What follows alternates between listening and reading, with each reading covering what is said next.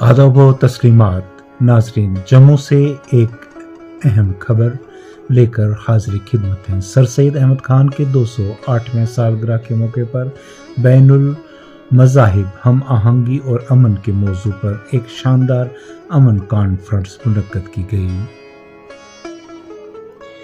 ये तकरीब Jammu Kashmir academy of art culture and languages के हॉल में मुनक्कद हुई, जिसका एहतमाम J&K लीग सोसाइटी ने Pir Panchal foundation for peace and communal harmony के इश्तराक से किया।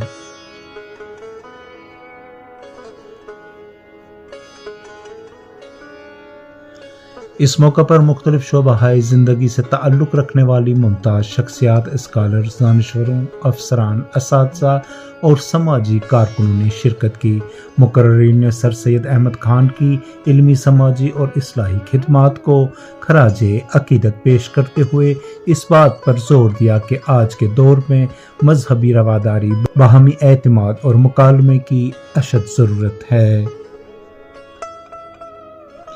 मुकर्रिरीन का कहना था कि हमें सियासत इल्ज़ाम के बजाय सियासत हमदर्दी और बातचीत को फ़रोग़ देना होगा। तालीमी निसाब में इखलाकी तालीम और अमन के असूलों को शामिल किया जाना चाहिए ताकि नई नस्लों में भाईचारे और इंसानियत का जज्बा परवान चढ़े। इस तकरीब के दौरान खिताब करने वालों में शामिल थे Sheikh Yasin, deputy commissioner Jammu, Khurshid Bhat, advocate Shahid Qureshi, professor Shamim Ahmad Pandey, Ishtiaq Ahmad, Shaukat Kazmi, Zulfiqar Ali Naqvi, Irfan Ahmad और साबिक वज़ीर गुलाम हसन सरूरी। तमाम मुकर्रिरीन ने एक ही पैगाम दिया, आइए मजहब को इंसानियत के आईने में देखें और नफरत की दीवारों के बजाय अमन के पुल बनाएं। आखिर में मेहमानान खुसूसी ने सर सैयद अहमद खान के अफकार को आज के दौर के लिए रोशनी का मीनार करार दिया और कहा कि अगर हम इनके असूलों पर चलें तो माशरा अमन, तरक्की और भाईचारे का गहवारा बन सकता है।